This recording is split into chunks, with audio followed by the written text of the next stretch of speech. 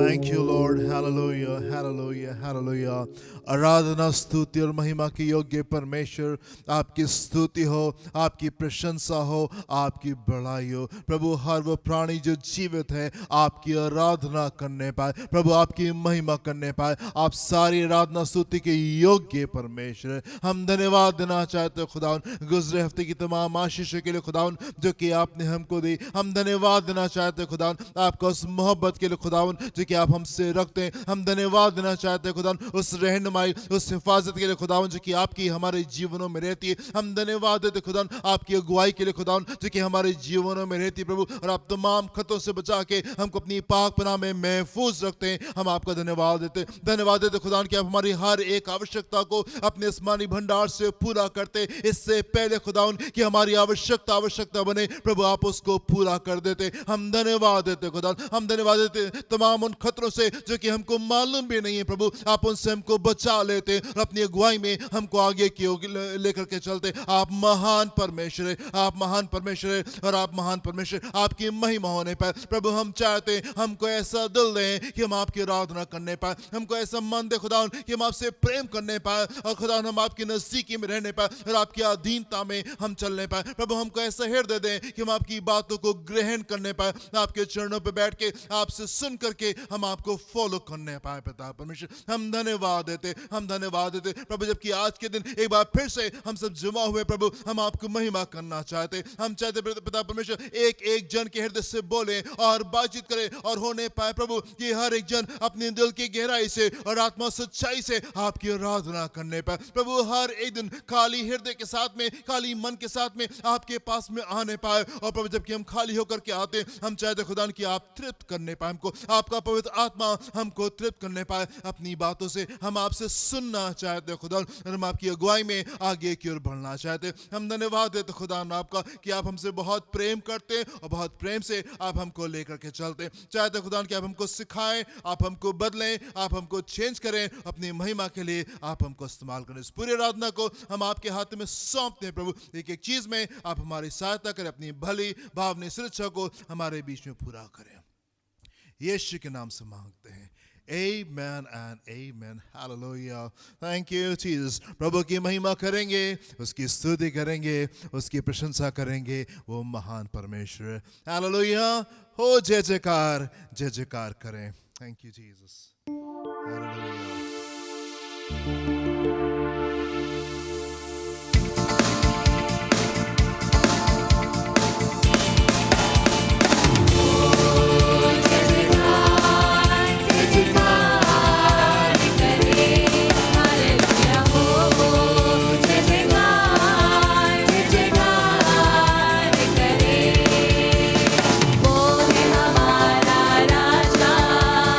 दुख संकट से बचाना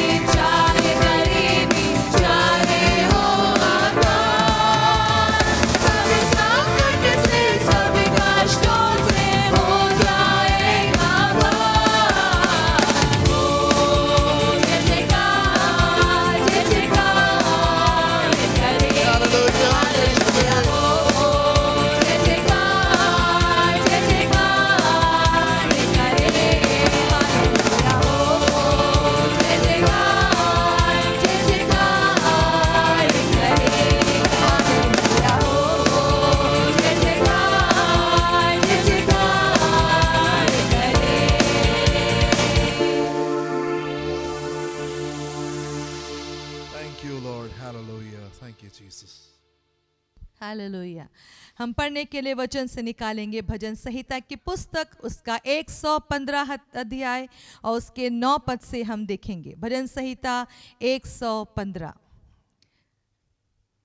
हे इस्राएल, यहोवा पर भरोसा रख, तेरा सहायक और ढाल वही है। हे हारून के घराने, यहोवा पर भरोसा रख, तेरा सहायक और ढाल वही है। हे यहोवा के डरवैयों, यहोवा पर भरोसा रखो, तुम्हारा सहायक और ढाल वही है। यहोवा ने हमको स्मरण किया है, वो आशीष देगा। वो इस्राएल के घराने को आशीष देगा, वो हारून के घराने को आशीष देगा। क्या छोटे क्या बड़े, जितने यहोवा के डरवैये हैं, वो उन्हें आशीष देगा। यहोवा तुमको और तुम्हारे लड़कों को भी अधिक बढ़ाता जाए। यहोवा जो आकाश और पृथ्वी का करता है, उसकी ओर से तुम आशीष पाए हो। स्वर्ग तो यहोवा का है, परंतु पृथ्वी उसने मनुष्यों को दी है। मृतक जितने चुपचाप पड़े हैं, वे तो यहाँ की स्तुति नहीं कर सकते, परंतु हम लोग यहाँ को अब से लेकर सर्वदा तक धन्य कहते रहेंगे। यहाँ की स्तुति करो। Amen, amen, amen. Hallelujah. Such a beautiful psalm. कितना खूबसूरत ये भजन है। उत्साहित होंगे मेरे प्रेम भाई, फिर से हम इसको स्टडी करेंगे ताकि उत्साहित हृदय के साथ में प्रभु की आराधना करने पाए। जी। हे इस्राएल, इस्राएल, यहोवा पर भरोसा रख, हे इस्राएल, यहोवा पर भरोसा भरोसा रख, तेरा सहायक सहायक और ढाल वही और है। ढाल वही है। इस्राएल, हे परमेश्वर के चुने हुए लोगों, हे परमेश्वर के खास लोगों, हे परमेश्वर के प्रिय लोगों, हे परमेश्वर के वो लोगों जिसके लिए उसने इतना कुछ कर दिया। हे Israel, my dear friends, do you realise, क्या आप पहचानते हैं इस बात को कि आप उसके चुने हुए हैं, आप उसके खास हैं, आप अलहदा किए हुए लोग हैं, आप भीड़ नहीं हैं, आप वो लोग हैं जिनको प्रभु ने उस भीड़ से अलहदा किया है, अलग किया है और आपको स्पेशल ठहराया है। हे इस्राएल, हे इस्राएल, यहोवा पर भरोसा रखो। मेरे प्रियो, क्या ही आवश्यक बात है, क्या ही जरूरी बात है। हम जबकि परमेश्वर के हैं तो हम परमेश्वर पे भरोसा करने पाए। हम जबकि परमेश्वर के हैं तो हम परमेश्वर के पर भरोसा करने पाए। अपनी सारी बातों के लिए, अपनी सारी चीजों के लिए हम परमेश्वर को देखने पाए। मेरे प्रियो, हमारे बच्चे हमारी तरफ देखते हैं, वो पड़ोसी से नहीं मांगते, वो हमारे रिश्तेदारों से नहीं मांगते, हमारे दोस्तों के पास में नहीं जाते, वो अपने पिता के पास में आते। क्या ही जरूरी बात है मेरे प्रियो कि आप भी अपने पिता के पास में आए। अपने दिल को उससे कहें, इससे पहले कि आप किसी बाहरी के पास में जाएं, इससे पहले कि आप डॉक्टर के पास में जाएं, इससे पहले कि आप वकील के पास में जाएं, इससे पहले कि आप और किसी दोस्त के पास में जाएं, आप यीशु के पास में आए। अपनी बातों को आप यीशु से कहने पाए। हे इस्राएल, हे इस्राएल, यहोवा पर भरोसा रखो, तेरा सहायक और ढाल वही है। तेरा सहायक और तेरी ढाल वो है। ये मेरे प्रियो, आप चाहे सारी दुनिया क्यों नहीं घूम ले और चाहे सारे अनुभवों को क्यों नहीं प्राप्त कर लें, उसके बाद में आपका निष्कर्ष यही होगा कि वही हमारा सहायक है और वही हमारा ढाल है, वही हमारी सहायता है और वही हमारी ढाल है। आप पूरी दुनिया घूम लीजिए और सारी चीजों का अनुभव कर लीजिए, उसके बाद में आप इस बात को पाएंगे कि यीशु में ही आशा है और वहीं से परिवर्तन आता है और वहीं से ही बदलाव आता है। हे इस्राएल, परमेश्वर पर, यहोवा पर भरोसा रख। जी। हे हारून के घराने, हे हारून के घराने, यहोवा पर भरोसा हे हारून रख। के घराने, हे परमेश्वर के पवित्र लोगों, वो लोगों जो कि प्रभु की सेवकाई में रहते हो, हे हारून के घराने, यहोवा पर भरोसा रख, तेरा सहायक और ढाल वही और है। तेरी ढाल वही है। जी। हे यहोवा के डरवैयों, हे यहोवा के डरवैयों, यहोवा पर भरोसा रखो, तुम्हारा सहायक और ढाल वही है। पिछले दिनों में आपने उसका भय माना है, पिछले दिनों में आपने उससे प्रेम किया है, पिछले दिनों में आपने उसकी आज्ञाओं का पालन किया है। मेरे प्यार, विश्वास रखें, यदि आपने उसको थामा है वो आपको छोड़ नहीं देगा। जब हम विश्वास योग्य नहीं भी थे तब भी उसने हमको पकड़ लिया, जबकि हम पाप की कीच में हम डूबे हुए थे, उस समय भी उसकी मोहब्बत ने हमको ढूंढ लिया। पर यदि मेरे प्रियो, यदि आप उसका भय मानते हैं, यदि आप उसका डर खाते हैं, यदि आप उसकी आज्ञाओं पर चलते हैं, तो किस कदर वो आपकी सहायता करेगा, किस कदर वो आपकी सहायता करेगा। जी। यहोवा ने हमको स्मरण किया है, Amen. वो आशीष देगा। Hallelujah. वो इस्राएल के घराने को आशीष देगा, Amen. वो हारून के घराने को Amen. आशीष यहोवा देगा। ने हमको हमको स्मरण स्मरण किया किया। है। ये दुनिया के आपके जीवन की सबसे बड़ी और सबसे खूबसूरत खबर है। ढेर सारी अच्छी खबरें आप अपने जीवन में सुनेंगे क्योंकि आप उसके आज्ञाकारी हैं और वो आपसे प्रेम करता है, इसलिए जीवन भर ढेर सारे अच्छे अच्छे काम आपके जीवन में होते रहेंगे। पर जो सबसे अच्छी बात, सबसे अच्छी खबर आपके लिए है, तो the best news for you, जो सबसे उत्तम न्यूज आपके लिए है, और वो ये कि वो उसने आपको स्मरण किया है। उसने आपको स्मरण किया है और वो हमको आशीष भी देगा। उसने हमारा ख्याल किया है, उसने आसमान से हमको ढूंढ लिया, हमको प्राप्त कर लिया, उसने हमको पा लिया और वो हमको आशीष भी देगा। यदि उसने ढूंढ लिया है तो वो आशीष भी देगा। यदि वो हम तक ये पहुंच गया है तो वो हमको आशीष भी देगा। आप मत डरें, आप मत घबराएं। जी, क्या छोटे क्या बड़े, क्या छोटे क्या बड़े, क्या बड़े, जितने यहोवा के डरवैये हैं, जी, वो उन्हें आशीष देगा। कमान, क्या छोटे और क्या बड़े, जितने यहोवा के डरवैये हैं, प्रभु उनको आशीष देगा। आप छोटे बड़े के दायरे में मत आए, आप इन दायरों में मत आए। गरीब और रईस, इन तमाम दायरों से आप बाहर निकलें। परमेश्वर के लिए हम उसकी संतान हैं और वो हमसे प्रेम करता है। जिस जगह पर भी उसने हमको अपनी योजना के तहत रखा है, हम उसमें खुश हैं। जिस जगह पर भी उसने हमको रखा है, हो सकता है कि आप राजा हो सकता है आप प्रजा हो,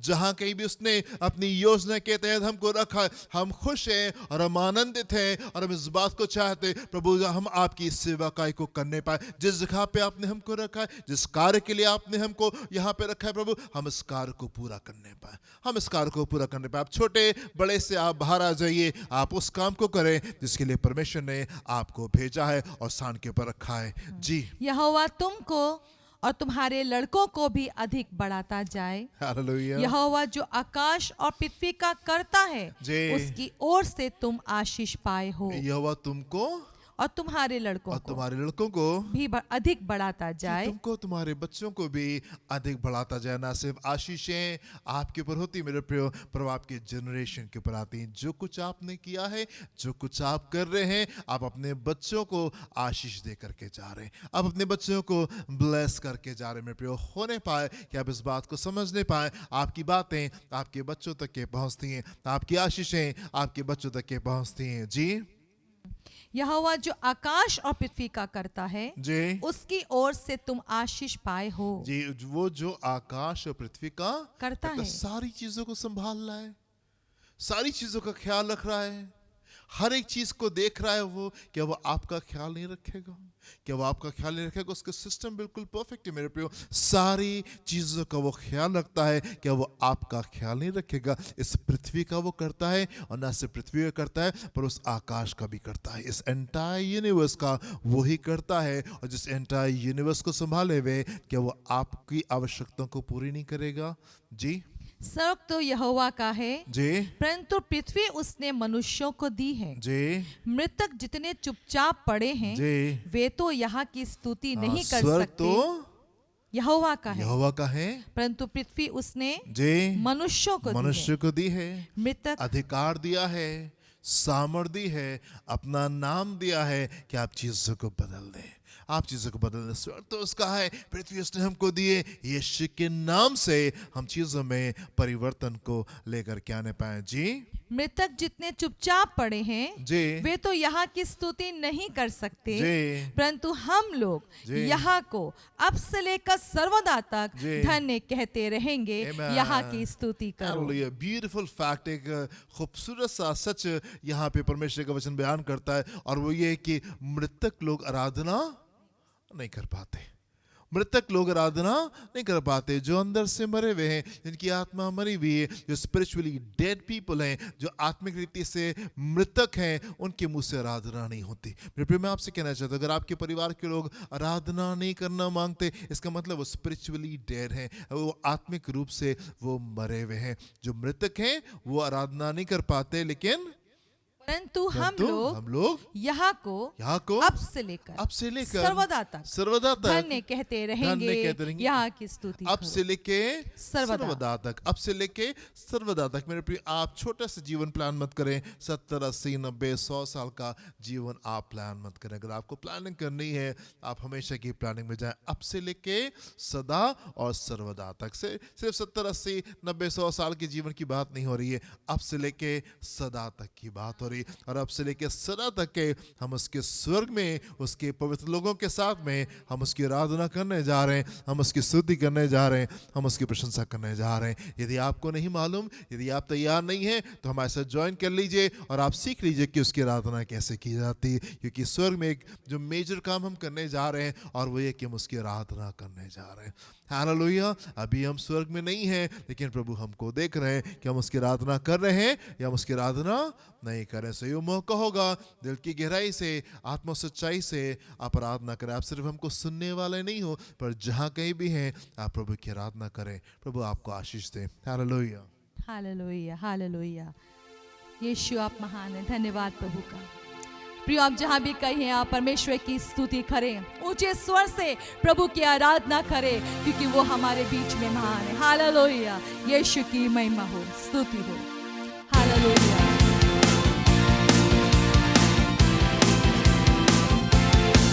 मेरा यीशु है कमाल का, मेरा यीशु है कमाल का, मेरा यीशु है कमाल का, मेरा यीशु है कमाल का। उसके जैसा कोई नहीं, उसके जैसा कोई नहीं, उसके जैसा कोई नहीं।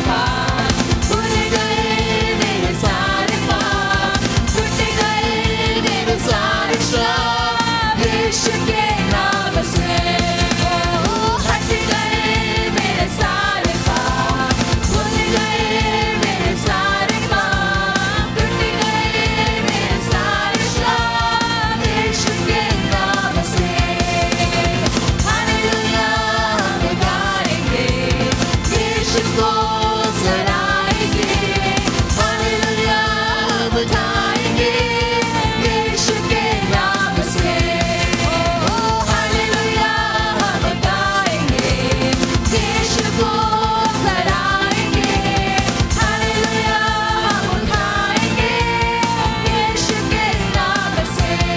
ओ यीशु नाम छुटकारा है, यीशु नाम आजादी है, यीशु नाम चंगाई है, यीशु का पवित्र नाम। ओ यीशु नाम छुटकारा है, यीशु नाम आजादी है, यीशु नाम चंगाई है, यीशु का पवित्र नाम। हालेलुया हम गाएंगे, यीशु को सराहेंगे, हालेलुया हम उठाएंगे यीशु के नाम से।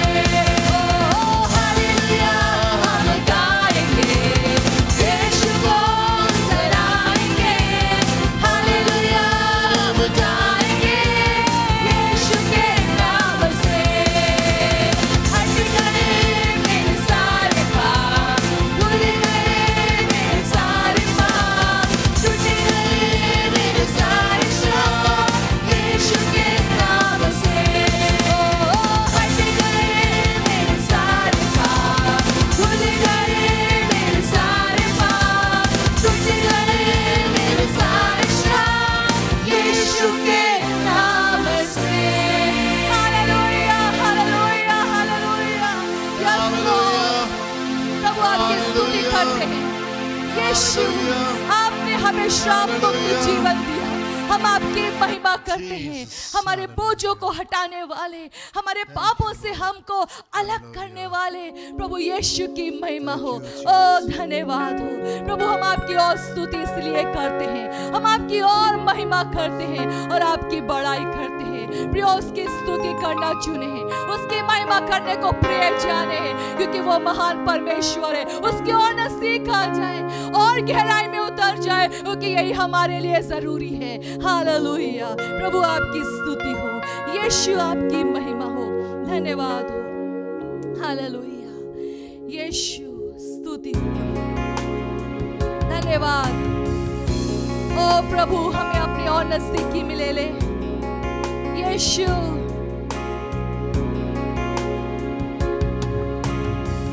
हे यीशु दाता मेरे खुदा, करता हूँ स्तुति आराधना। हे यीशु दाता मेरे खुदा, करता हूँ स्तुति आराधना। घुटनों से ऊंचा, कमर से भी ज्यादा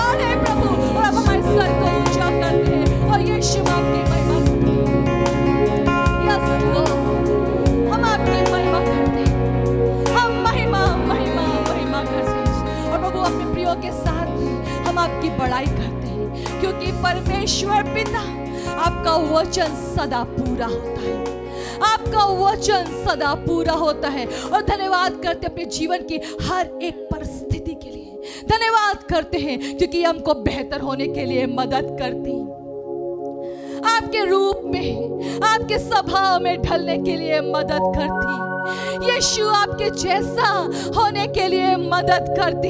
इसलिए हमारे एक बात में पूरे धन्यवाद के साथ में आपके सम्मुख आते हैं, क्योंकि आप वो परमेश्वर हैं जो हमें निश्चय में लेके चलते हैं कि निश्चय जीवन भर हम आपकी भलाई और करुणा को देखने पाएंगे। प्रभु, कोई भी परिस्थिति, कोई भी उतार चढ़ाव इस परिभाषा को बदल नहीं सकता, इस निश्चय को बदल नहीं सकता कि हमें लज्जित होना नहीं पड़ेगा। हाँ प्रभु जी, क्योंकि आप ही हमारे सर को ऊंचा करने की वजह है। जय हो प्रभु आपकी। और अपने प्रियो के साथ में पिता, हम आपको वो सम्मान देना चाहते हैं जिसके आप योग्य हैं। हमारे जीवनों को ग्रहण करें प्रभु, हमारे परिवारों को ग्रहण करें, हमारे घरानों को ग्रहण करें, इस कलीसिया को, हमारे शहर और प्रदेश देश को आप ग्रहण करें, ताकि हमसे आपकी स्तुति निरंतर होती रहे, निरंतर होती रहे। प्रभु, इस प्रार्थना को हम यीशु के नाम में मांगते हैं, आमीन, आमीन। प्रियो, जो उसको ढूंढते हैं, जो उसको खोजते हैं, वो पाते हैं। और खोजते हैं हम कैसे हैं? हर एक परिस्थिति में यीशु, यीशु, बस आप, आपकी आज्ञा, ओ प्रभु, आपका प्रेम, वो विश्वास योग्यता, वो वचन में खड़े रहना, हर एक पल में जब बस उसी को, चाहे कितना भी ज्यादा दुष्ट अपने मोर्चा बांध के प्रियो चढ़ाई करे। मैं आपसे इस आने वाले दिनों के लिए स्पेशली कहना चाहूंगी, खड़े रहें, अपने विश्वास में बने रहें, आज्ञाकारी रहें। परिस्थिति आपके जीवन की परिभाषा को बदल नहीं सकती। परमेश्वर हमारे निकट है और वो हमें धर्मी ठहराता है। अब उसको बस खोजें, हर एक परिस्थिति में उसी को आदर दें, उसी को महिमा दें, उसी की इच्छा पूरी करें, उसके गवाह होते जाइए, क्योंकि आप परमेश्वर ने अपने लोगों के लिए आने वाले दिनों में एक बड़ी महिमा रखी है, जय रखी है, चमत्कार रखे, छुटकारा रखें। यदि आप प्राप्त करना चाहते हैं, आप बने रहें, आप खोजते रहें, जब तक आप उसको प्राप्त नहीं कर लेते, जब तक वो आपको मिल नहीं जाता। प्रभु आपको बहुत आशीष दे। Hallelujah, hallelujah, hallelujah. मेरा विश्वास है आपका जीवन ज़रूर से छुआ गया होगा और आपने आशीष को पाया होगा। एक खूबसूरत बात है मेरे प्रियो कि हम परमेश्वर को अपने धन्यवाद की भेंट दे सकते हैं। परमेश्वर के वचन में कुछ यूँ लिखा हुआ है कि जिसके पास में है उसको और दिया जाएगा, जिसके पास में है उसको और दिया जाएगा, और उसके पास में ढेर सारा हो जाएगा, उसके पास में ढेर सारा हो जाएगा। अगर आपके पास में है, आपके पास में ढेर सारा हो जाएगा। प्रभु नहीं है, हम कुछ नहीं दे पा रहे हैं आपको, और हमारे पास में तो कुछ नहीं है, कोई बात नहीं, जिसके पास में है और जो प्रभु को देगा उसको और दिया जाएगा, उसके पास में ढेर सारा हो जाएगा। हम प्रार्थना करेंगे देने वालों के लिए। हालेलुया। पिता, हम धन्यवाद करते हैं कि जो कुछ भी हमारा आज हमारे पास में वो आपकी वजह से है, और आप बोने वाले को बीज देते हैं, आप आज्ञाकारी होने वालों के लिए द्वार को खोलते हैं, जो समर्पित होते हैं आप उनके लिए मार्ग निकालते हैं। तो जबकि आपने हमें दिया है, हम उस सब देने के द्वारा हम आपकी महिमा करना चाहते हैं। और वो जन जो आज्ञाकारी होता है इस क्षेत्र में, प्रभु आपको महिमा देता है, वो आपके नपवे से बहुत आयत से आशीष को पाने पाए। इस प्रार्थना को मैं प्रभु यीशु के नाम में मांगती हूँ, आमीन, आमीन, आमीन, आमीन, हालेलुया। मेरे प्रिय, जो सीखता है वो उस बात को जानता है कि अभी हमको और सीखने की आवश्यकता है। जिन लोगों की तबीयत सीखने की होती है वो जानते हैं कि अभी हमको और सीखना है, अभी हमको और जान लेना है। पर जो सीखना नहीं मांगते उनकी तबीयत होती नहीं, हमको सब आता है, हम सब जानते हैं। होने पाए कि अपने हृदय को खोलें ताकि हम उसके वचन को ग्रहण करने पाएँ, अपने कानों को खोलें, वो उसकी आवाज़ हमारे हृदय में पढ़ने पाए। पिता परमेश्वर आपके सम्मुख आते हैं और हम चाहते खुदा कि आप इस समय को ब्लेस करें, इस समय को ब्लेस करें। चाहते प्रभु कि आपके लोगों को आप वो कान दें कि वो आपकी आवाज़ को सुनने पाएँ। प्रभु ऐसा हृदय दे खुदावन कि आपकी बातों को ग्रहण करने पाएँ, ऐसी बुद्धि दे खुदावन कि वो आपकी बातों को समझने पाएँ और आपके मार्गों के ऊपर चलने पाएँ, आपकी महिमा होने पाए। यीशु के नाम से मांगते हैं, amen, amen, amen, hallelujah. God bless you my dear friends. प्रभु आपको आशीष दे।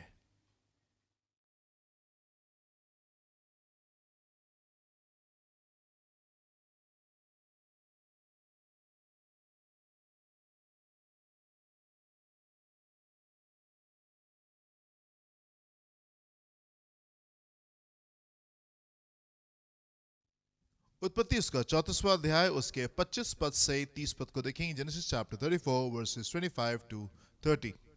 तीसरे दिन जब वे लोग पीड़ित पड़े थे, तब ऐसा हुआ कि शिमोन और लेवी नामक याकूब के दो पुत्रों ने, जो दीना के भाई थे, अपनी अपनी तलवार ले उस नगर में निधड़क घुसकर सब पुरुषों को घात किया। हमोर और उसके पुत्र शकेम को उन्होंने तलवार से मार डाला और दीना को शकेम के घर से निकाल ले गए।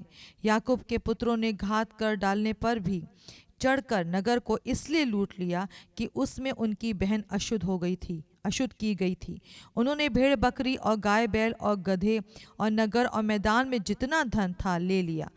उस सब को और उनके बाल बच्चों और स्त्रियों को भी हर ले गए, वरन घर घर में जो कुछ था उसको भी उन्होंने लूट लिया। तब याकूब ने शिमोन और लेवी से कहा, तुमने जो इस देश के निवासी कनानियों और परिज्जियों के मन में मेरे प्रति घृणा उत्पन्न कराई है, इससे तुमने मुझे संकट में डाला है, क्योंकि मेरे साथ तो थोड़े ही लोग हैं। इसलिए अब वे इकट्ठा होकर मुझ पर चढ़ेंगे और मुझे मार डालेंगे, तो मैं अपने घराने समेत नष्ट हो जाऊंगा। जी, मेरे पर हम यहाँ पे देखते हैं कि याकूब के जो बेटे हैं, दीना के जो भाई हैं, वो इस बात से बहुत ज़्यादा नाराज़ होते हैं जो कुछ भी दीना के साथ में हुआ, और वो धोखे से वो बदला लेते हैं। They act deceitfully and they take revenge. और वो जाते हैं नगर में जा करके सारे मेल्स को, सारे आदमियों को मार देते हैं, और जो कुछ शकेम के नगर का था वो सब कुछ को वो लूट करके ले आते हैं। वो डिसीटफुली एक्ट करते हैं, वो धोखे से काम करते हैं, और वो गंभीर काम को, वो बदले को वहां पे लेकर के आ जाते हैं। और जब वो बदला लेते हैं और ये खबर याकूब के पास से पहुंचती है, सो याकूब जो है अब वो बहुत ज्यादा डर जाता है। उसको लगता है कि अगर इस क्षेत्र के सारे लोग जो हैं उसके विरोध में अगर आकर के खड़े हो जाएंगे, सब लोग एकत्रित होकर उसका विरोध करेंगे, तो उसका क्या होगा। उसके पास तो कम लोग हैं, और क्या होगा, उसको लग रहा है कि शायद उसका पूरा परिवार जो है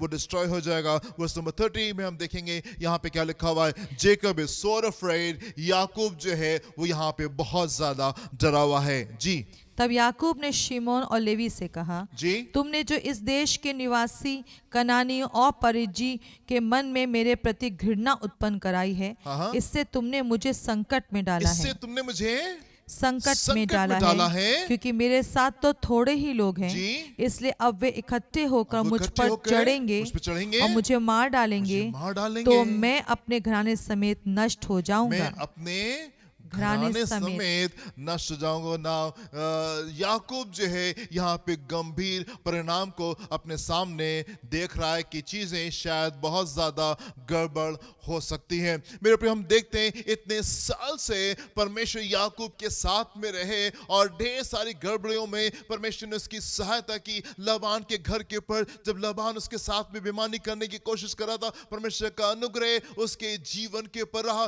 20 साल परमेश्वर ने उसकी सहायता की, और 20 साल के बाद में अब जब वो लौट रहा है, ढेर सारे डर और खतरों के साथ के बावजूद भी परमेश्वर उसको सेफली शेकेम में लेकर के आ रहे हैं और बेथेल तक के लेकर के जा रहे थे। पर हम देखते हैं अचानक से याकूब अपने जीवन में एक गलत मोड़ को ले लेता है। अचानक से पता नहीं क्या हुआ, और याकूब जो है वो शेकेम में आकर के रुक जाता है, और शेकेम में हम एक बहुत बड़ी गड़बड़ी को यहाँ पे होते हुए देखते हैं। शेकेम एक ऐसी जगह है जहाँ पे बहुत ज्यादा गड़बड़ी है। Shechem is a place of great misfortune. मेरे पे एक ऐसे स्थान है जहाँ पे ढेर सारी गड़बड़ी जो है वो इंतजार करे, एंड पता नहीं क्यों याकूब यहाँ पे आकर के रुक जाता। इतने साल परमेश्वर के साथ में, वफादारी के साथ में चलने के बावजूद, इतने साल परमेश्वर की वफादारी को अपने जीवन में देखने के बावजूद हम देखते हैं उससे चूक हो जाती है, और वो यहाँ पे आकर रुक जाता है। बड़ी अजीब सी बात है मेरे प्रियो। कई बार हम इस चीज को देखते हैं लोगों के जीवन में कि बहुत साल अच्छे से चलने के बाद में पता नहीं क्या हो जाता है, और हमारे जीवन में एक गलत मोड़ आ जाता है, और हम परमेश्वर से और परमेश्वर की कलीसिया से दूर हो जाते हैं।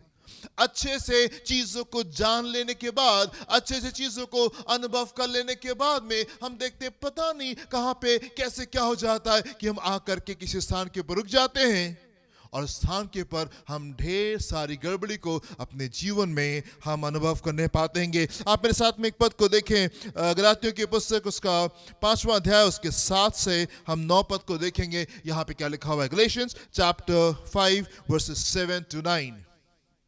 तुम तो भली भांति दौड़ रहे थे, तुम तो भली भांति दौड़ रहे थे, दौड़ रहे थे, अब किसने तुम्हें रोक अब दिया किसने तुमको रोक दिया कि सत्य को ना मानो? जी ऐसी सीख तुम्हारे बुलाने वाले की ओर से नहीं, जी थोड़ा सा खमीर थोड़ा सा खमीर सारे गूंधे हुए आटे सारे गूंधे हुए आटे को खमीर कर डालता है। खमीर कर डालता हैगा। तुम तो अच्छी दौड़ दौड़ दौड़ रहे रहे थे, थे, अब किसने तुम्हें किसने तुमको रोक दिया? तुम तो एक अच्छी दौड़ को दौड़ रहे थे। इतने साल से परमेश्वर को पकड़े हुए था, इतने साल से परमेश्वर को थामे हुए था, इतने साल से परमेश्वर की बातों को सुन करके उसको फॉलो कर रहा था, और परमेश्वर की दया, उसका अनुग्रह, उसके कर्म, उसके जो परमेश्वर का अनुग्रह जो था वो याकूब के जीवन में बना हुआ था। और हम देखते अचानक इतने साल वफादारी के साथ में चलने के बाद में याकूब जो है वो एक स्थान के ऊपर आकर के रुक जाता है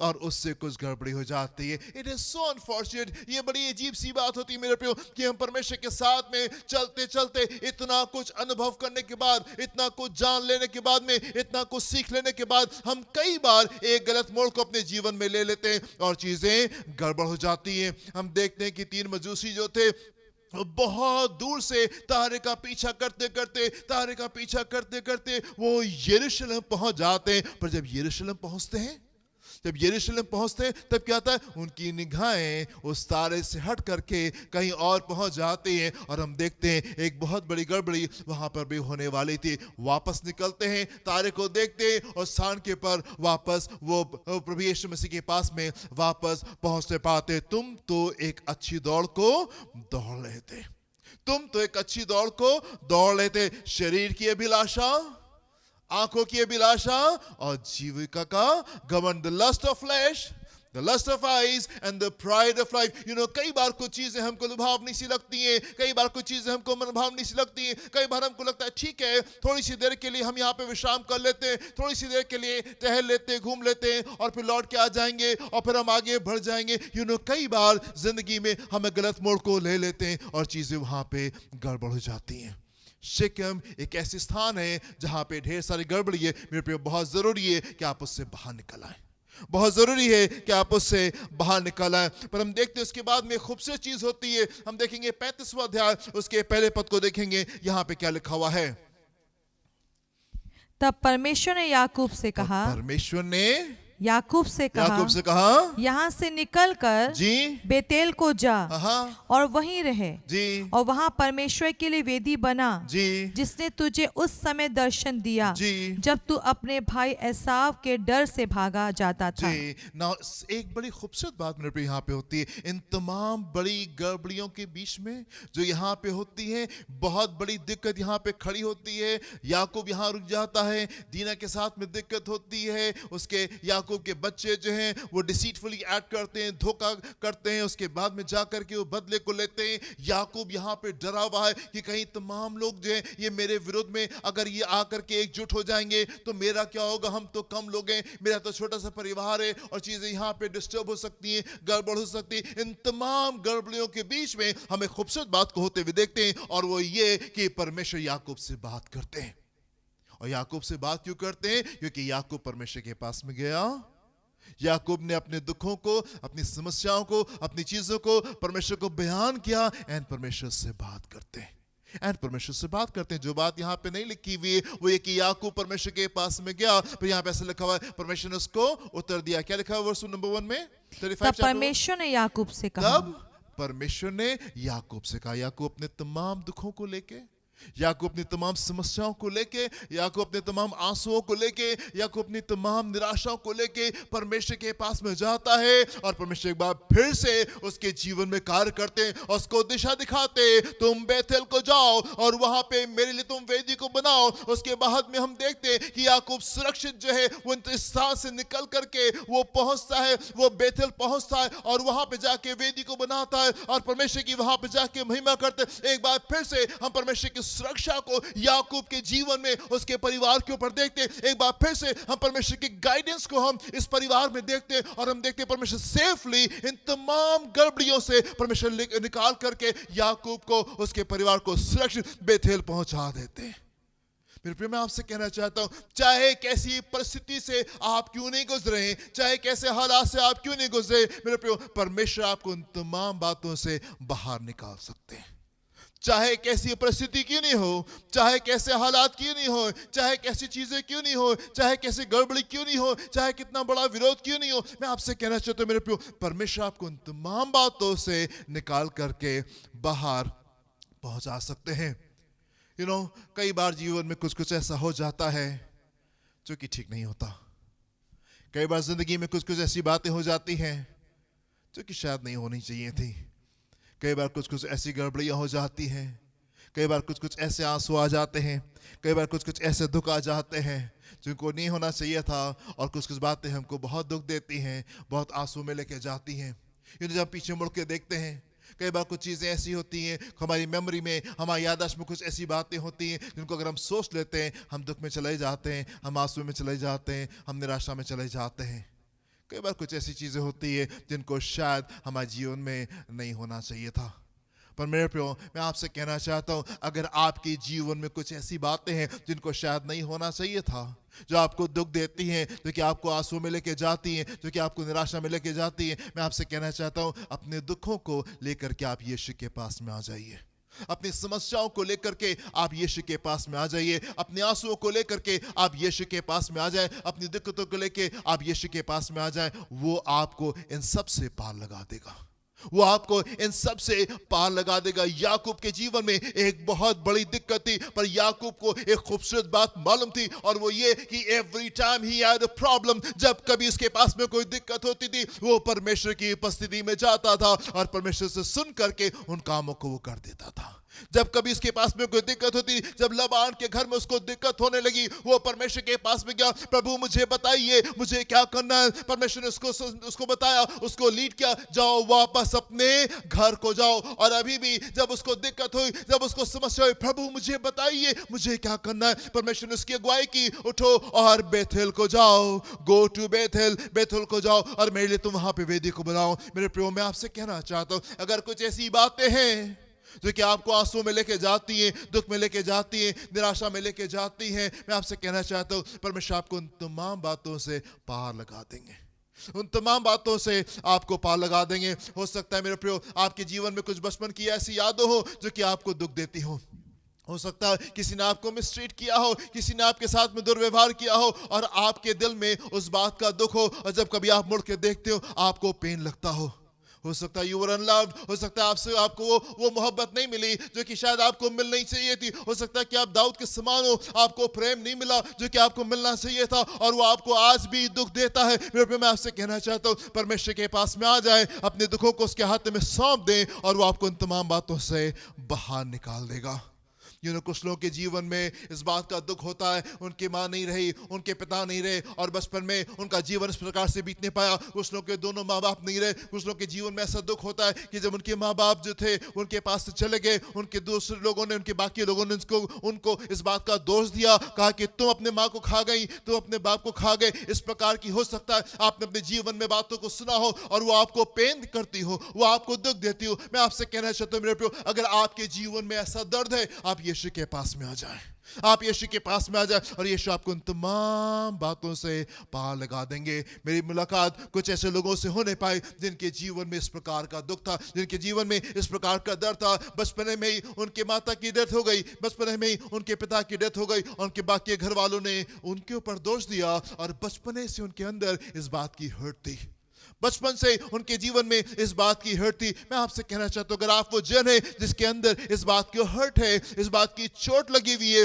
बचपन में ऐसा कुछ हुआ जो बातें आपको दुख देती हैं, जो बातें आपको आंसू में लेके जाती हैं, मैं आपसे कहना चाहता हूं, यीशु के पास में आ जाइए, वो आपको आपके दुखों से पार लगा देगा, वो आपको आपके दुखों से पार लगा देगा। मेरे प्रियो, हो सकता है कि आपने अपनी जिंदगी में अपने बच्चे के नुकसान को झेला हो। छोटा बच्चा या बड़ा बच्चा, हो सकता है कि आपका चला गया हो, और आप आज भी उस दुख में हो, और आप उस दुख से बाहर नहीं आ पाते हो। मेरे प्रियो, यीशु के पास में आ जाइए, उन तमाम दुख से वो आपको पार लगा देगा। हो सकता है कि आपकी ज़िंदगी में कुछ मोहब्बतें हो जो आप भूल ना पाए हो सकता है आपके जीवन में कुछ ऐसे धोखे आपको मिले हो जो शायद आपको आज भी दुख देते हो। यीशु के पास में आ जाइए, यीशु के पास में आप आज। ये हो सकता है आपके परिवार ने, आपके दोस्तों ने आपके साथ में विश्वासघात किया और वो आपको दुख देता है। हो सकता है कि आप एक फेल्ड मैरिज से सफ़र कर रहे हो, आप एक ऐसी शादी को सफ़र कर रहे हो जिसमें बहुत दुख हो, जिसमें बहुत दर्द हो सकता है आप डिवोर्स से होकर के गुजरे हो और आपके दिल में दुख हो। मेरे प्रियो, मैं आपसे कहना चाहता हूँ, अपना जीवन यीशु के हाथ में सौंप दीजिए, परमेश्वर तमाम बातों से आपको बाहर निकाल देगा। हो सकता है कि आपके जीवन में कुछ ऐसे गुनाह हो, कुछ गलतियां आपसे ऐसी हो गई हो जो कि आपको याद आती हो और आपको लगता हो कि नहीं, अब आप शायद परमेश्वर की उपस्थिति में वापस नहीं आ पाएंगे, और आपको लगता हो कि शायद परमेश्वर आपको प्रेम नहीं करेंगे, और आपको लगता हो कि शायद आप उससे क्षमा को प्राप्त नहीं कर सकते। मेरे प्रिय, मैं आपसे कहना चाहता हूं, आप यीशु के पास में आ जाइए। हो सकता है आपने अपने परिवार के किसी जन को पाप में देखा हो और आपके मन के अंदर बहुत ज्यादा हर्ट हो सकता है आपके पति ने या पत्नी ने कुछ ऐसे गंभीर काम को किया हो और आपके मन के अंदर हर्ट हो सकता है कि आपके पिता ने या आपके बच्चों से कुछ ऐसी गलतियां हो गई हो जो शायद उनसे नहीं होनी चाहिए थी। मैं आपसे कहना चाहता हूं, यीशु के पास में आ जाइए और वो आपको इन तमाम बातों से पार लगा देगा। इन तमाम बातों से ही विल कैरी यू, इन तमाम बातों से वो आपको बाहर लेकर के चला जाएगा। हो सकता है मेरे प्रियो, आपके जीवन में कोई सिकनेस हो, कोई बीमारी हो, कोई दुर्बलता हो और वो आपको दुख देती हो, और वो आपको दुख देती हो सकता है आप अपने अंदर एक इंफीरियरिटी कॉम्प्लेक्स को महसूस करते हो, एक हीन भावना से अपने आप को देखते हो। जिनके बीच में आप रहते हो शायद वो आपसे ज़्यादा खूबसूरत हो, शायद वो आपसे ज़्यादा समझदार हो, शायद वो आपसे ज़्यादा पैसे वाले हो, शायद वो आपसे ज़्यादा कुशल हो कुछ चीज़ों में, और आप उस प्रकार से चीज़ों को नहीं कर पाते हो सकता है आपके जीवन में इस प्रकार का दुख हो। रेचल तो खूबसूरत थी पर लिया की आंखें जो थी वो कमज़ोर थी। हो सकता है कि आपने अपनी ज़िंदगी में इस बात को अनुभव किया हो, इन्फीरियरिटी कॉम्प्लेक्स आपके अंदर हो, हीन भावना हो अपने प्रति कि नहीं, मेरे पास में वो चीज़ें नहीं है, मैं तो खूबसूरत नहीं हूँ, हम इतने अच्छे नहीं हैं, हम इतने कुशल नहीं हैं, हमको पढ़ना नहीं आता, हमारे अंदर ये दुर्बलता। हो सकता है आपके जीवन में कुछ ऐसी बातें हो जो कि आपको दुख देती हो। मेरे प्रियो, मैं आपसे कहना चाहता हूँ, अपने दुखों को आप यीशु के पास में लेकर के आ जाए, अपने आंसुओं को आप यीशु के पास में लेकर के आ जाए। उन तमाम बातों से वो आपको पार लगा देगा, तमाम बातों से वो आपको पार लगा देगा। Shechem is a place of great misfortune. Shechem एक ऐसी जगह है जहां पे ढेर सारी गड़बड़ियां हैं और गलती से याकूब वहां पे आकर के रुक गया, और हम देखते हैं बहुत बड़ी दिक्कत यहां पे आके खड़ी हो गई। और अब जो कुछ हुआ है, याकूब अपनी जान को डर रहा है और याकूब को लग रहा है शायद वो मर सकता है, उसका पूरा परिवार जो है वो बर्बाद हो सकता है, पूरा परिवार जो यहाँ पे आके खत्म हो सकता है। पर उन तमाम डरों के साथ में, उन तमाम फियर्स के साथ में, उन तमाम दुखों के साथ में वो यीशु के पास में आता है, वो परमेश्वर के पास में आता है, अपनी बातों को परमेश्वर के हाथ में सौंप देता है। क्या एक खूबसूरत बात है कि परमेश्वर तमाम गड़बड़ियों से, इन तमाम गड़बड़ियों से परमेश्वर उसको निकाल करके उसको वापस रिस्टोर करते हैं, उसको बेथेल लेकर के जाते हैं, और बेथेल में पहुंच करके याकूब वहां पे वेदी को बनाता है और परमेश्वर के सामने धन्यवाद की भेंट को वो चढ़ाने पाता है। क्या एक खूबसूरत बात है। अगर आपके जीवन में दुख है, अगर आपके जीवन में आंसू हैं, आप पीछे मुड़ के देखते हैं, कुछ ऐसी बातें, कुछ ऐसी यादें जो कि आपको हॉरिफाई करती हैं, जो कि आपको डर में लेके जाती हैं, जो कि आपको घबरा देती हैं, मैं आपसे कहना चाहता हूं, यीशु के पास में आ जाइए और वो हर एक बात से वो आपको पार लगा देगा, हर एक बात से वो आपको पार लगा देगा। दाऊद से एक बहुत बड़ी गलती हो गई, दाऊद से एक बहुत बड़ी गलती हो गई, और हम देखते हैं कि परमेश्वर उसको वापस रिस्टोर कर देते हैं, परमेश्वर उसको वापस पुनर्स्थापित कर देते हैं। बहुत बड़ी गड़बड़ी थी, बहुत बड़ी दिक्कत, बहुत बड़ी गुनाह उससे हो जाता है, और दाऊद को लगता है कि कहीं प्रभु मुझे अपनी उपस्थिति से दूर ना कर दे, और उस बात को कहता भी है। भजन संहिता 51 में वो कहता भी है कि प्रभु मुझे अपनी उपस्थिति से आप दूर मत करें। Cast me not away from thy presence, O God, and take not thy Holy Spirit from me. प्रभु मुझे अपनी उपस्थिति से आप दूर मत करें, अपनी पवित्र आत्मा को मुझसे आप लेकर के मत जाएं।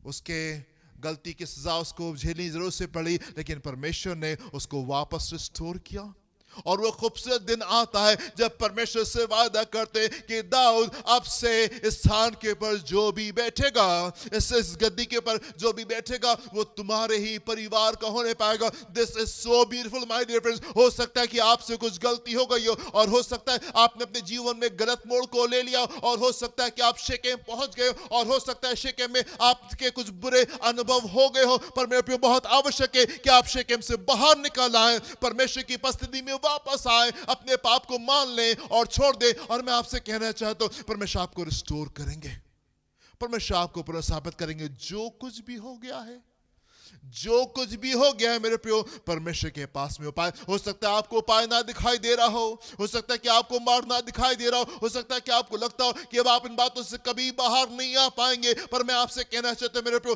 परमेश्वर के पास में आपके लिए योजना है, और परमेश्वर के पास में आपके लिए खूबसूरत योजना है, और इन तमाम बातों से वो आपको बाहर निकाल सकता है और आपको रिस्टोर कर सकता है। परमेश्वर के वचन में दो लोग हैं मेरे प्रियो, राहब और मरियम मगदलीनी, और हम जानते हैं कि ये दोनों व्यभिचार में थे। पर हम देखते हैं मेरे प्रियो, क्या एक खूबसूरत बात है कि परमेश्वर के पास में इनके लिए भी प्लान था, और जब इन्होंने अपने पापों को छोड़ करके परमेश्वर के पास में आना चाहा, तो प्रभु ने अपने द्वार को इनके लिए खोला। इनकी गंदगी से, इनकी तमाम गलत बातों से परमेश्वर इनको बाहर निकाल दिया, इनकी तमाम गलत बातों से परमेश्वर को बाहर निकाल दिया। हम देखते हैं मरियम मगदलीनी जो है वो एक दिन यीशु के पास में आती है, और इतना महंगा परफ्यूम लेकर के आती है, और उसको बोतल को तोड़ करके वो उस खुशबू को वो यीशु के चरणों के ऊपर बहा देती है। अपने बालों से वो यीशु के पैरों को पोंछती है आकर के। हाउ ब्यूटीफुल, कितनी खूबसूरत बात है मेरे प्रियो। God has a plan for you. परमेश्वर के पास में आपके लिए उत्तम योजना है, और चाहे किन बातों से आप हो के क्यों ना गुजरे हो, आप निराशा में मत जाएं, आप आंसुओं में मत जाएं। मेरे प्रिय, परमेश्वर के पास में आपके लिए उपाय है, और तमाम बातों से आपको बाहर निकाल देगा।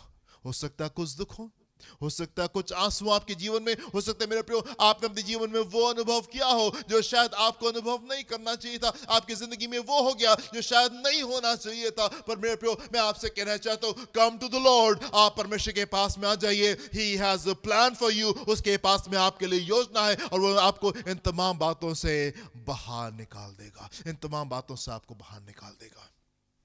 एक पद को देखेंगे परमेश्वर के वचन में, हम लोग उत्पत्ति उसका 41वां अध्याय उसके 51 और 52 पद को देखेंगे। यहाँ पे क्या लिखा हुआ, genesis chapter 41 versus 51 to 52। Yusuf ने अपने जेठे का नाम ये कहकर मनश्शे रखा। जी, यूसुफ ने अपने पहले बेटे जेठे बेटे का नाम ये कहकर मनश्शे रखा कि परमेश्वर ने मुझसे मेरा सारा क्लेश और मेरे पिता का सारा घराना भुला दिया है। मेरा सारा दुख उसने दूर कर दिया। जो भी दुख मुझे मिस्र देश में हुए, जो भी दुख मुझे मिस्र देश में 13 साल 13 लंबे साल वो गुलामी में रहा, और वो जेल में रहा। ढेर सारे दुखों को उसने अनुभव किया। अपने भाई के नफरतों को उसने अनुभव किया। भाई उसके मार डालना चाहते थे, उसको उठा के गुलामी में फेंक दिया। कितना दर्द था उसको इस बात का कि उसके भाइयों ने जो उसके साथ में किया। गुलामी में कितने दर्द में रहा, जेल में कितने दर्द में रहा। पर मेरे प्रियो, वो दिन आता है यूसुफ के जीवन में जब यूसुफ खड़े होकर कहता है, प्रभु आपने मेरे सारे दुखों को भुला दिया। प्रभु आपने मेरे सारे दुखों को बुला दिया। मेरे प्रियो, मैं आपसे कहना चाहता हूं, शायद आप उस मार्ग से होकर के जा रहे हो जो मार्ग आपको अच्छा नहीं लग रहा हो। शायद आप उस मार्ग से होकर जा रहे हो जो कि आपको पसंद ना हो, और आपको दुख हो रहा हो, और आप कहें प्रभु मुझे से बाहर निकाल दीजिए, मुझे से बाहर निकाल दीजिए। मैं आपसे कहना चाहता हूं मेरे प्रियो, आप परमेश्वर से कहें, प्रभु आप लेके चले, आप लेकर के चले, और अपनी योजना को आप मेरे जीवन में पूरा करें। और मैं आपसे कहना चाहता हूं मेरे प्रियो, जब परमेश्वर अपने प्लान को कंप्लीट करेंगे, आप उस स्थान के ऊपर पहुंचेंगे और आप कहेंगे, यस प्रभु आपने मेरे सारे दुखों को भुला दिया, आपने मेरे सारे दुखों को भुला दिया। जी आगे पढ़े, क्या लिखा हुआ है, और दूसरे का नाम उसने ये कहकर एप्रेम रखा कि मुझे दुख भोगने के देश में परमेश्वर ने फलवंत किया है। हाँ ब्यूटीफुल, कितना खूबसूरत है। मुझे दुख भोगने के देश भोगने में के देश में परमेश्वर ने परमेश्वर ने फलवंत किया है। फलवंत किया। मेरे प्रिय, मैं आपसे कहना चाहता हूँ, हो सकता है कि आप कुछ उन बातों से गुजर रहे हो जो कि आपको लगता हो मेरे जीवन में नहीं होनी चाहिए थी। हो सकता है आपने कुछ ऐसे अनुभव अपनी जिंदगी में प्राप्त किए हो जो कि आपको दुख में और आंसुओं में लेके जाते हो, और आपको लगता है प्रभु ये क्या हो गया, इस मार्ग से मैं होके क्यों गुजरा, इन बातों को शायद मेरे जीवन में नहीं होना चाहिए था, इन अनुभव को मेरे जीवन में नहीं होना चाहिए था, इन यादों को मेरे पास में शायद नहीं होना चाहिए था, इस मिसफॉर्च्यून को शायद मेरे साथ में नहीं होना चाहिए था। हो सकता है कुछ दुख हो सकता है कुछ दर्द हो सकता है कुछ कुछ गंभीर यादें हो, कुछ बैड मेमोरीज हो आपके पास में जो कि आपको दुख देती हो। मैं आपसे कहना चाहता हूँ मेरे प्रियो, आप यीशु के पास में आ जाए, उन तमाम बातों से आपको पार लगा देगा। इन तमाम बातों से वो आपको पार लगा देगा। ही विल कैरी यू, वो आपको पार लगा देगा इन तमाम बातों से, आपके दुखों से, आपके आंसुओं से। और वो दिन आएगा आप परमेश्वर को पकड़े, वफादारी के साथ में आप उसके साथ में चले। जो कुछ वो आपसे कहे वो आप कर दे। वो आपसे कहे उठो और बेथेल को जाओ, जस्ट गो टू बेथेल। आप अपनी बुद्धि को मत लगाए, अपने दिमाग को मत लगाए, प्रभु हम तो यहाँ जाना चाहते, हम तो वहां जाना चाहते, हम तो ये करना चाहते, हम तो ऐसा करना चाहते। Do what God tells you to do. आप वो करे जो परमेश्वर आपसे कह रहा है। If he tells you go to Bethel, अगर वो आपसे कहते हैं बेथेल को जाओ, जस्ट गो टू बेथेल, आप बेथेल को जाएं और आप वही करें जो परमेश्वर आपसे कह रहा है। और मैं आपसे कहना चाहता हूं, वो आपके दुखों को भुला देगा, वो आपके दुखों को भुला देगा, वो आपको उत्साहित होने का मौका देगा, वो आपको खुश करेगा और आप आनंद से भरने पाएंगे और आप कूदने पाएंगे और आप उछलने पाएंगे। हो सकता है आपसे कुछ गलती हो गई हो सकता है दाऊद के समान आपसे कुछ गलती हो गई हो, पर मेरे प्रिय मैं आपसे कहना चाहता हूं, ही कैन रिस्टोर यू। आपका परमेश्वर आपको पुनर्स्थापित कर सकता है, आपको रिस्टोर कर सकता है, अपनी उपस्थिति में वापस लेकर के आ सकता है, और आप उस आनंद को दोबारा से अनुभव कर सकते हैं जिसको आप पहले अनुभव करते थे। Hallelujah. Thank you, Jesus. Thank you, Lord. एक और पद को हम लोग देखेंगे, पहला सैमुएल 16वां अध्याय उसका पहला पद। First Samuel chapter 16 verse 1. यहोवा ने शमूएल से कहा, जी मैंने शाऊल को इसराइल पर राज करने के लिए जी तुझ जाना है। तो जाना है तू कब तक उसके विषय विलाप करता रहेगा? जी अपने सींग में तेल भर कर चल। जी मैं तुझको बैतलहम वासी यिशै के पास भेजता हूँ, हाँ क्योंकि मैंने उसके पुत्रों में से एक को राजा होने के लिए चुना है। जी। परमेश्वर अपने जन, अपने प्रियजन के पास में, सैमुएल के पास में आते हैं और उससे कहते हैं, तू मैंने शाऊल को इसराइल पर राज करने के लिए तुझ जाना है। हाँ तू कब तक उसके विषय तू विलाप करता कब रहेगा? तक उसके विषय में विलाप करता रहेगा। परमेश्वर अपने प्रियजन के पास में आते हैं, उसको विलाप में देखते हैं, उसको दुख में देखते हैं, और परमेश्वर से आके कहते हैं, तुम कब तक विलाप करोगे? I have a plan for you. मेरे पास में अच्छी योजना है, मेरे पास में बेहतर चीजें। हो सकता है शाऊल का दुख आपको हो सकता है शाऊल का दुख आपको, हो सकता है आपने बहुत ज्यादा प्रेम किया हो सकता है आपने बहुत ज्यादा इन्वेस्ट किया हो सकता है कुछ चीजों से आपको बहुत ज्यादा आशा हो सकता है उन्हीं बातों से जहाँ पे आपने बहुत प्रेम दिखाया, हो सकता है उन्हीं बातों में जहाँ पे आपने बहुत कुछ लगाया हो, बहुत कुछ इन्वेस्ट किया हो सकता है वही बातें जहाँ पे आपको बहुत ढेर सारी आशा हो, आपको निराशा हाथ लगी हो। मेरे प्रिय, मैं आपसे कहना चाहता हूँ कि परमेश्वर आपसे कहना चाहते हैं, अपने दुखों से बाहर आ जाइए, अपने दुखों से बाहर आ जाइए। उसके पास में बेहतर योजना है, उसके पास से बेहतर योजना। हो सकता है कि आपको महसूस होता हो कि नहीं, शाऊल से बेहतर और कुछ नहीं हो सकता, शाऊल से बेहतर और कुछ नहीं हो सकता। पर मेरे प्रियो, मैं आपसे कहना चाहता हूं, उसके पास में आपके लिए दाऊद रेडी है, और वो आपको दाऊद को आपके जीवन में लेकर के आना चाहता है। वो दाऊद को आपके जीवन में लेकर आना चाहता है। वो आपके दुखों को देख रहा है, वो आपके आंसुओं को देख रहा है, उसने आपके दुखों को देखा है, उसने आपके आंसुओं को देखा है, उसने आपकी निराशाओं को देखा है, उसने आपकी दिक्कतों को देखा है, उसने आपकी उस बुरी मेमोरीज को देखा है, उसने आपके उस फेल्ड मैरिज को देखा है, उसने आपके डिवोर्स को देखा है, उसने आपके बचपन में हुए अत्याचार को देखा है, उसने आपके दुखों को देखा है, उसने आपके उस प्रेम को देखा है, उसने उस धोखे को देखा है जो कि आपके जीवन में हुआ। उसने तमाम बातों को देखा है मेरे प्रियो, और मैं आपसे कहना चाहता हूं कि परमेश्वर इस मौसम में आपके दुखों से आपको पार लेकर के जाना चाहता है। उन्हीं बातों में, उन्हीं चीजों में जहां पे आपने दुख को प्राप्त किया है, परमेश्वर आपकी जिंदगी में खूबसूरती को लेकर के आना चाहते हैं। और उसी देश में जहां पे गुलाम रहे, उसी जगह पे जहां पे आप जेल में गए, परमेश्वर वहीं पे आपको प्रधानमंत्री बना देना चाहते हैं, और वो बड़ा ऊंचा सिंहासन आपको देना चाहता है, और वो आपके जीवन में उस कार्य को करना चाहता है कि आप खड़े होकर कहें कि प्रभु आपने मेरे सारे दुखों को भुला दिया, आपने मेरे सारे दुखों को भुला दिया। एक गंभीर काम शकेम में होने पाया। अच्छे से इतने सालों से परमेश्वर के पीछे चल रहे थे, इतने सालों से परमेश्वर के सुन करके, परमेश्वर के लोगों की सुन करके अच्छे से चल रहे थे। ढेर सारे आश्चर्य कर्मों को देखा था, ढेर सारी खूबसूरत बातों को अपनी जिंदगी में अनुभव किया था। पता नहीं मन में क्या आ गया और शकेम में आकर के रुक गए। पता नहीं कहां से क्या हो गया और एक गलत मोड़ को ले लिया, और जिंदगी जो है वो गंभीर हो गई, और चीजें जो है वो गंभीर हो गई। मेरे प्रिय, मैं आपसे कहना चाहता हूं, शकेम से बाहर आ जाइए। उन चीजों से जो परमेश्वर की योजना में नहीं है, उनसे बाहर आ जाइए। वो तमाम बातें जो कि परमेश्वर के प्लान में नहीं है, वो तमाम बातें जो कि परमेश्वर की इच्छा में नहीं है आपके लिए, उन तमाम बातों से आप जल्दी से बाहर आ जाएं, परमेश्वर के पास में वापस आए, उससे माफी को मांगे और उससे दिशा को मांगे। प्रभु मुझे बताइए मुझे कहां जाना है, और वो आपको बताएगा बेथेल की ओर जाओ। और जब आप बेथेल की ओर कूच करेंगे, उसकी सुरक्षा आपके जीवन के ऊपर रहने पाएगी, और चाहे कैसा भय क्यों नहीं हो, चाहे कैसी दिक्कत आपको क्यों नहीं दिखाई दे, वो सुरक्षित आपको यहां से निकाल लेगा और बेथेल पहुंचा देगा, और बेथेल पहुंचा देगा। राइट, आप देखिए मेरे साथ में उत्पत्ति उसका 35वां अध्याय उसके 6 और 7वें पद को देखें। यहां पे क्या लिखा हुआ है, वर्स नंबर 6 और वर्स नंबर 7। याकूब उन सब समेत जो उसके संग थे जी कनान देश के लूच नगर को आया। जी वो नगर बेतेल भी कहलाता है। हाँ वहां उसने एक वेदी बनाई जी, और उस स्थान का नाम एल बेतेल वहाँ रखा। उसने एक वेदी विधि बनाई और उस स्थान का नाम जी।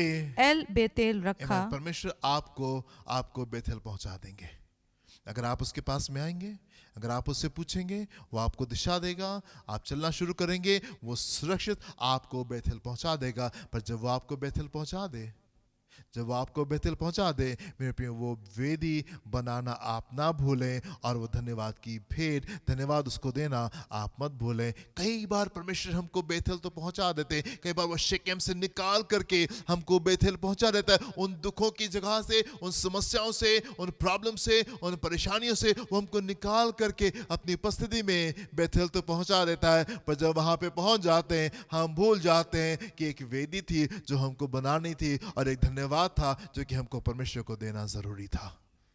एक खूबसूरत बात है मेरे प्रियो, परमेश्वर के लोगों को दिक्कतों से बाहर निकलना आता है। याकूब से गलती हो गई, पर उसको मालूम था कि उसको क्या करना है। वो दौड़ के प्रभु की उपस्थिति में गया, प्रभु से सुन करके वो फॉलो करता है। परमेश्वर सुरक्षित उसको बेथेल पहुंचा देते हैं, और वहां पे वेदी बनाता है और परमेश्वर की महिमा करता है, परमेश्वर की महिमा करता है। मैं आपसे कहना चाहता हूं मेरे प्रियो, हो सकता है कि आपके जीवन में आपसे कुछ गलती हो गई हो, कुछ चूक हो गई हो, बहुत से अनुभव के बावजूद भी आपने कैसे मोड़ को ले लिया हो, पता नहीं क्यों, बस आपसे ऐसी मोड़ ले लिया हो और आप वहां पे पहुंच गए जहां पे आपको नहीं पहुंचना चाहिए था। बाहर आ जाइए, बाहर आ जाइए। हो सकता है आपने अपनी जिंदगी में कुछ वो अनुभव कर लिया हो जो शायद आप अनुभव नहीं करना मांगते थे, जो शायद आप नहीं सुनना मांगते थे, जो शायद आप नहीं देखना मांगते थे, जो आप नहीं चाहते थे कि आपके जीवन में हो, और कुछ ऐसी बातें आपके जीवन में हो गई हैं जो कि गंभीर है। मैं आपसे कहना चाहता हूं, परमेश्वर सबसे आपको पार लगा देंगे, परमेश्वर सबसे आपको पार लगा देंगे। यीशु के पास में आइए, अपनी चीजों को आप उसके हाथ में सौंप दें। प्रभु आपको आशीष दें। God bless you.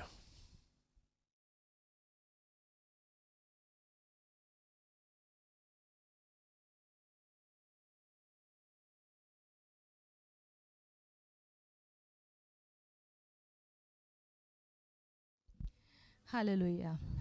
प्रियो, अपने मन को तैयार करेंगे जबकि हम प्रभु भोज के लिए जाते हैं।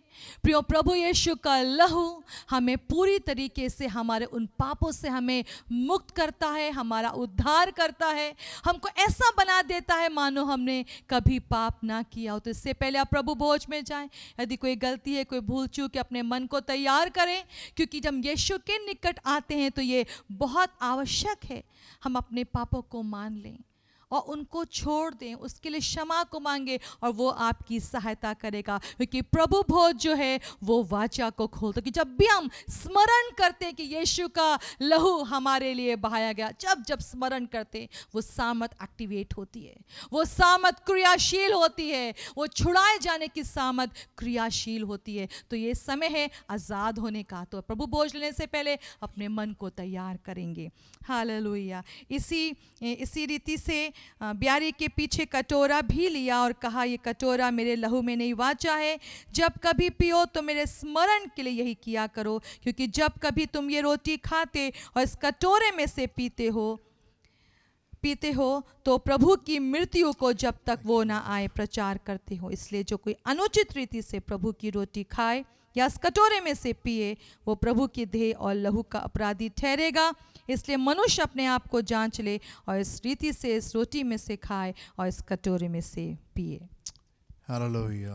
Thank you Lord. मेरे प्यार से पहले कि हम लोग इस पवित्र भोज में जाने पाएँ, हम अपने आप को जांचें और देखें कि कहीं कोई ऐसी चीज़ तो नहीं है जो कि गलत है, गड़बड़ है, और अगर कोई पाप है तो उसके लिए हम क्षमा को मांग सकते हैं। पिता परमेश्वर, हम आपके सम्मुख आते हैं। हम धन्यवाद देना चाहते हैं खुदा उस मोहब्बत के लिए जो कि आपने हमसे रखी। प्रभु, हम हमारी समझ के बाहर है प्रभु, हम नहीं समझ सकते आपके उस प्रेम को जो कि आपने हमसे किया है। हम धन्यवाद देते हैं परमेश्वर, धन्यवाद देते खुदा जो कि आपने इतने बड़े बलिदान को दिया है।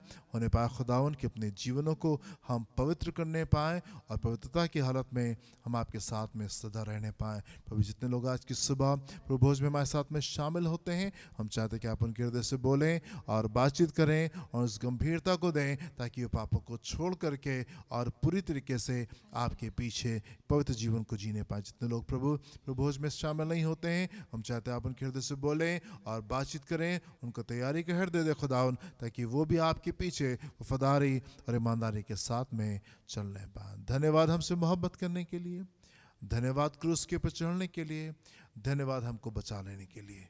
यीशु के नाम से मांगते हैं, आमीन, आमीन एंड आमीन। हालेलुया।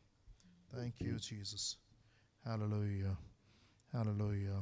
क्योंकि ये बात मुझे प्रभु से पहुंची और मैंने तुमको भी पहुंचा दी कि प्रभु यीशु ने जिस रात वो पकड़वाया गया, रोटी ली और धन्यवाद करके उसको तोड़ी और कहा, ये मेरी देह है जो तुम्हारे लिए है, मेरे स्मरण के लिए यही क्या कर। हम स्मरण करेंगे कि यीशु का बदन हमारे लिए तोड़ा गया, और स्मरण करते हुए हम इस रोटी को एक साथ खाएंगे।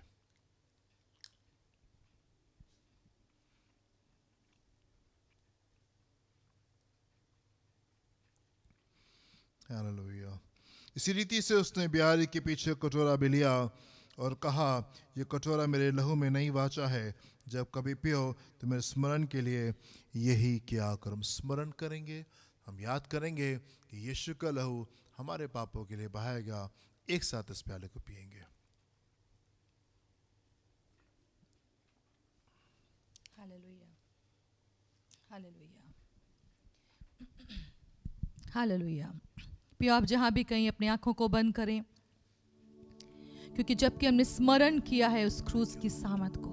हालेलुया। पिता परमेश्वर, जबकि आपने हमको मौका दिया कि एक बार फिर से हम याद करें उस क्रूस की सामर्थ को, हम इस अवसर को बहुमूल्य समझते और हम यीशु के नाम से पिता चाहते हम सबका आप पूरा पूरा उद्धार करें। आपका छुटकारा हम में आज प्रभुत्ता करे, होने पाए प्रभु आपका जीवन हम में प्रभुत्ता करे।